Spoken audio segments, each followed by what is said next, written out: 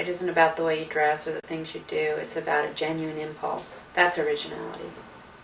Authentic, to be authentic. And that's what I'm trying to do in my painting, is to be authentic to something in me. That's all you can do. I mean, don't beat yourself up so much, to be special, to be individual in the art world. That's really hard, so just be authentic. Through the work of the archaeologist Maria Gimbutas, I learned of the prevalence of bird-woman figures which were found in the Neolithic period, and personally experienced what these images were for me. They represented freedom, mobility, direction. My imagination can take me anywhere. No one can censor my expression through art. This was done from a scribble in chalk pastels.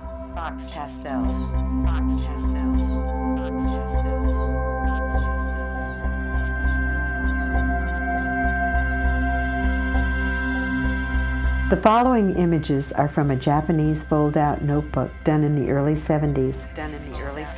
This is one picture, 196 inches long, that I painted in watercolor, making an effort not to impose my own ideas, rather to allow images to arise from the blots and splashes of color. The story is still unfolding after more than 25 years.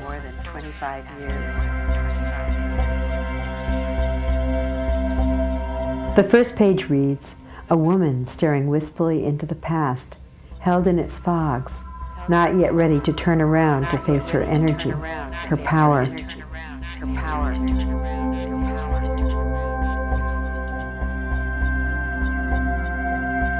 Little goddess faces appear in the corners of the paintings.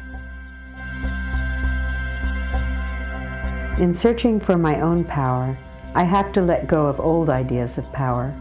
And this looks like an old idea, power that dominates, power over instead of power with.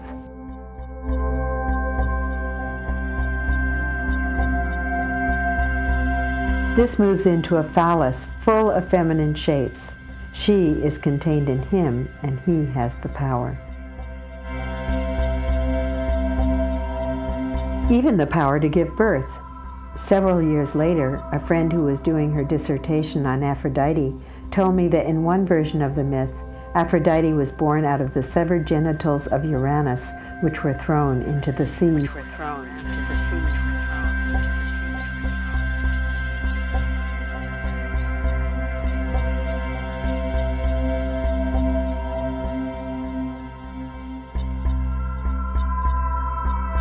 This moves into a bridge which I feel I had to cross to arrive on the other side.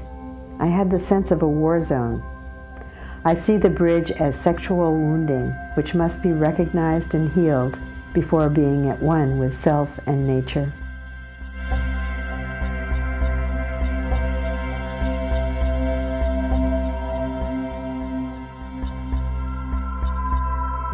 Woman as earth is at the other side of the bridge, a place of rest and peace.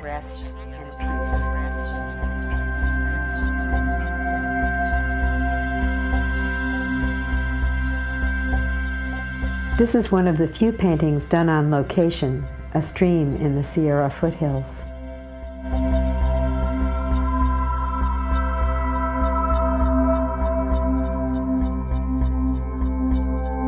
Another bird woman.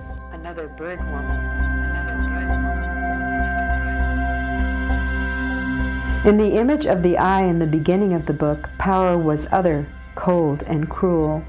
Now my own portrait is in the center of the eye. This moves into an undulating, sensuous landscape, which I see as a healing image for the sexual wounding. I was with some friends on Mount Tam. We sat on a hill looking over several meadows in which deer grazed. They suggested I put this into my long notebook. When I saw how square the meadows looked, I was disappointed and felt I had ruined the book. I faced this fear many times since starting a new page. Then, to my delight, I saw that these were the knees of the great Earth Mother. I was so moved to discover her that I just sketched her in, but didn't finish the book for 8 years. She is growing out of the earth and reaching for... I didn't know what she was reaching for. Then I fleshed in her body and saw that she was reaching for a rose in the sky. The rose being an age-old symbol for the goddess.